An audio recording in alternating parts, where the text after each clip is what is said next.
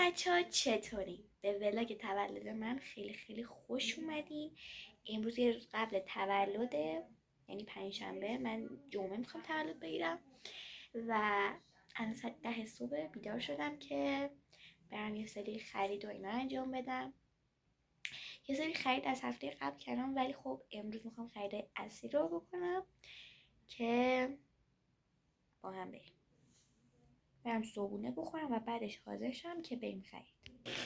آبریزش بینی هم دارم. آرایشی کردم که از حالت خوابالویی در بیام. بعد برم لباسم بپوشم. خیلی دیر شده، اصلا وقت نداریم. خب ماشین میلرزه، دستم میلرزه. الان رفتم کیک فروشی بذاریم شم و بادکنک رو اینا گرفتم با کیک که فردا حاضر میشه. بعد الان اومدم کفش بگیرم. آره دیگه اومدم ببینم که چه مدلی پیدا میکنم که بگیرم. وقتم خیلی کم دارم. خیلی خوب. من رفتم 3-4 قلم نوازماشی گرفتم و 700 تومن رفت تو پاچم. یه کفشم گرفتم. حالا خونه بهتون نشون میدم. آره. حالا چند تا جوراب و اینام بگیرم برم خونه. بچه من اومدم خونه. اینا لوازم‌هایی که خریدم. اینو ببینین چه گوگلیه. اینو اشانتیون داد. اینا رو گرفتم. یه تینت گرفتم، یه رژگونه، یه کانتور کانسیلر 2 سر، یه مداد لب بدونم چه در نمیاد، کانسیلر. واقعا اینا رو لازم داشتم. بعد حالا بعد برم الان دیزاین ها رو انجام بدم و خب غذاها دیگه فرد. اینم خریدای همینجوری تولده.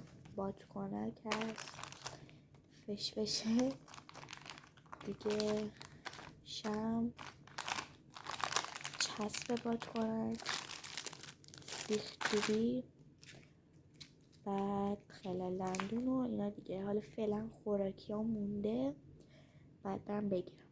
این از خریدا. یه ذره تاریکه چون تو بالکن گذاشتیم، کلا اینجا انباری شده. اینا چنگال و لیوان و ظرف و ایناست. اینجا نوشابه هاست، زیاد دیده نیست. حالا اینم خوراکی هست دیگه، نصفش هم تو یخچال. وای واقعا خسته شدم. داشتم در بالکن رو میبستم و یه جوری خورد به پام، الانم از دردش میمیرم. من هنوز بادکنک ها رو باد نکردم بزنم، وقت ندارم. بادکنک ها رو بچسبونم. این قبلش، اینم بعدش. به نظرتون خوشگل شد یا نه؟ به نظر من خیلی باحال شد. سلام از صبح تولد. به قیافم و صدام تعجب نکنید، چون ساعت 8:45 صبح و من تازه با شدم.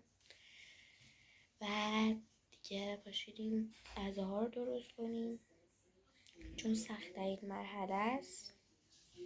و آره خب بچه ها، مخلفات اولویه و سوپ.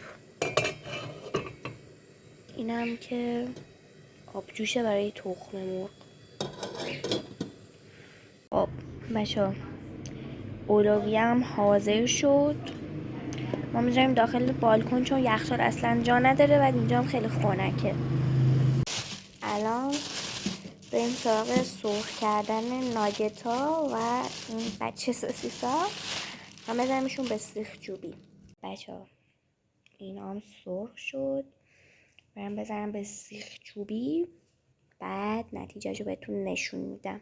اینم میزم شد که نوشابه هم هست. حالا وقتی که مهمون نزدیک بودن میچینم چون و خنک باشه. من رفتم دوش گرفتم بعد ماسک زیر چشم گذاشتم، فقط چیزی که باش موها بستم. 1 ساعت بیشتر وقت ندارم، بعد آرایش کنم، دوباره به پوستم برسم، دیگه موهامو اتو کنم، چه میدونم لوسیون و با کسمش چرت و پرتینامو بزنم. خیلی کار دارم. آره خب بچه من موهامو صاف کردم، حالا الان میخوام برم آرایشمو بکنم که دیگه تقریبا 40 دقیقه دیگه مهمونا میرسن، برم خیلی دیره. بالاخره حاضر شدم، بعد دیگه میرم از لباسم، منتظرم تا مهمونا برسن. به نظرتون چطور شدم؟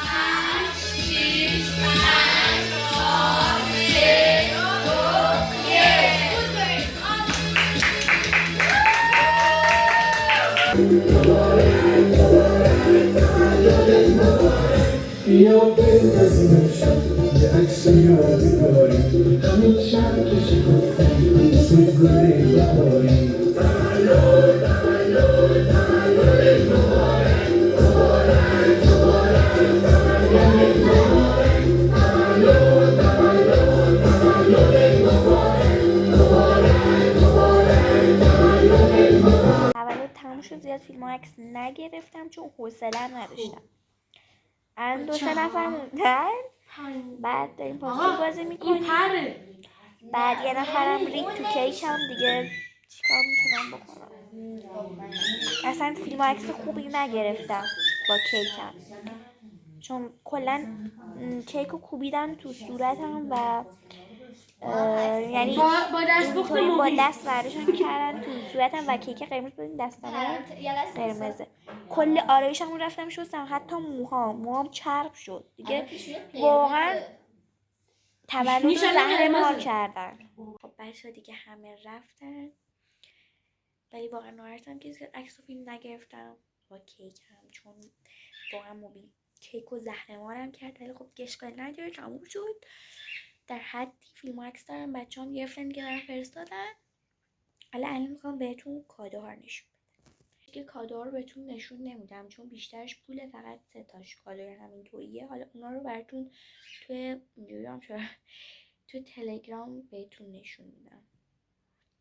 آره دیگه به آخر ولاگ رسیدیم. مرسی که تا اینجای ولاگ همراه هم بودین. لایک و سابسکرایب یادتون نره. خیلی دوستتون دارم. خداحافظ.